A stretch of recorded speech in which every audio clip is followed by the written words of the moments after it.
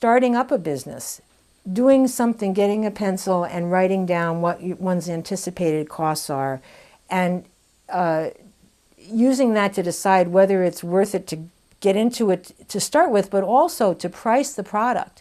We did this for our pigs, to come up with a price per pound for our live weight.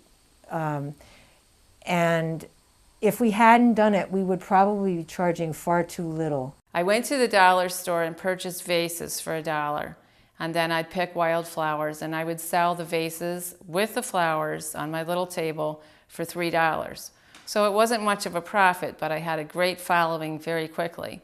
And so over the next few years, I raised it to $3 bouquets and $5 bouquets, eventually $7 bouquets. And so it was quite a slow start.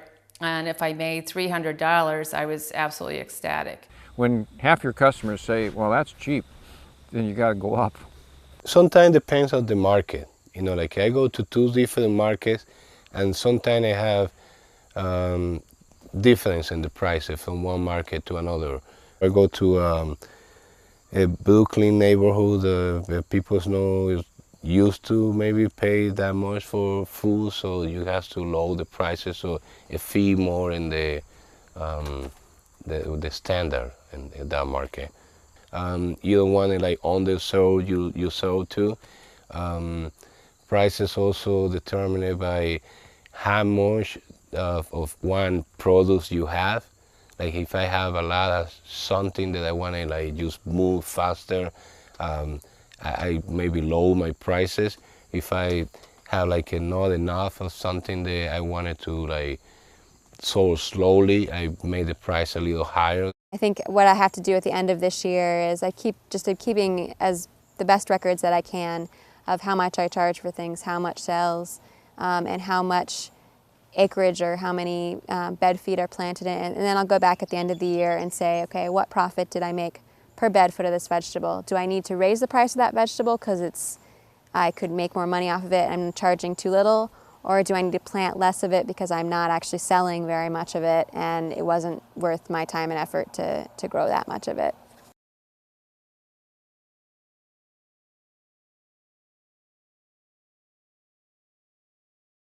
It's very important to keep records to help you make business decisions. The record keeping is a must. Money is a funny thing. I call it a gremlin. If you don't control it, it's going to control you.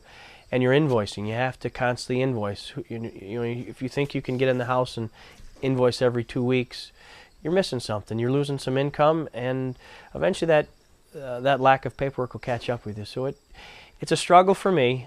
The amount of records that you keep on a daily basis makes the end paperwork chore really a lot less hairy. Every week with my sales, I record all of the checks that come in. I add up the cash sales and that type of thing. So I know basically what I'm making on a week-by-week basis throughout the year. And this year, because of those records and following them, adding them all up over the years, month by month, I knew that I did 3/4 of my business by the 1st of July. I do a daily journal, and I've done a journal on our farm for 25 years. So I could go back and figure out every row, almost every tree, how much fruit we've got off of it. We keep a constant log of everything we do in a calendar. I kept copious records of all of my harvesting the first season. How long it took me to pick it, how many pounds I picked, how much of that was saleable goods, how much I charged for it, and what the total value of that particular day's picking was. And at the end of the season, I totaled all of this up by crop. And it was very interesting. I learned that lettuce was a huge moneymaker. I wouldn't have known that if I hadn't kept these records. Compared to everything else, it was our best moneymaker. So as a result, I made a business decision to plant a lot more lettuce the following season.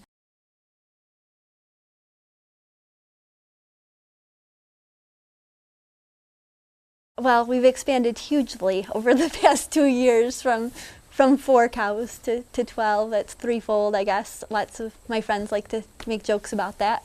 Our plans for the future are to focus on our product line, try to develop some complementary products to the yogurt, because we do go to so many different places delivering, and that's a really major investment that we have in our delivery system. Just the truck and the driver and her being on the road 4 days a week taking our product to those stores. So if there's a way that we can develop a product that can also go to the same places that we're selling right now, I think that that is where we're looking right now.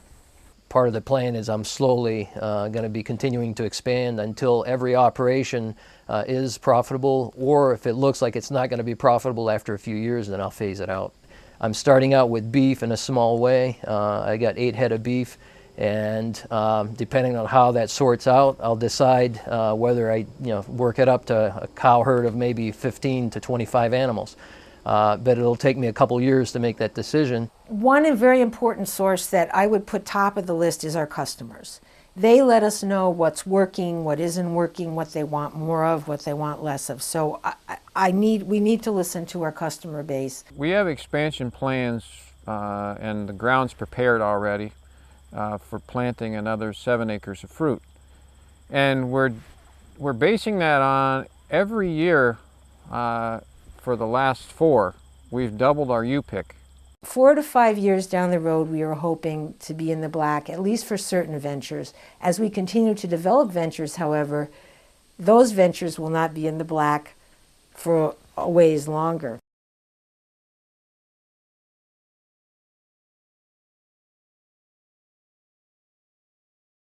I think farming, to be successful, has to be sustainable in several aspects. First and foremost, in the long haul, you got to be sustainable financially. Unless you got a real rich uncle, the farm at some point hopefully is going to pay for itself. Am I there yet? Not totally, partly because I'm still in the growth phase. I would define success in the fact that we've started a new industry. It looks like there's really potential for this industry. It's attracting more people to the North Country. The agritourism business, I think, is the wave of the future. In terms of that, the winery has been very successful. When I can sit down there and watch 40, 50, 70 cars come up the driveway, and when they leave, they're all leaving happy, and they're saying, we'll be back in 2 weeks, and we're bringing our neighbors. I feel like I'm very successful because I'm happy and I love what I do. My idea of success is to be, 1, a successful gardener, and 2, is to teach my customer base and keep them happy. I mean, the more of them that come back happy, to me, that's the measure of success.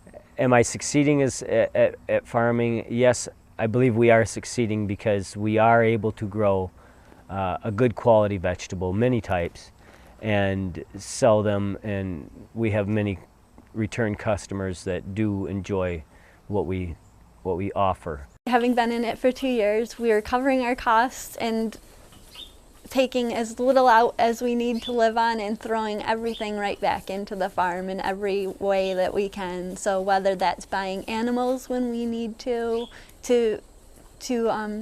have enough product to satisfy our markets, or buying new equipment. We just upgraded our pasteurizer finally, so that is an important step for us. But yeah, right now it's still at the point where it's questionable whether we're profitable or not.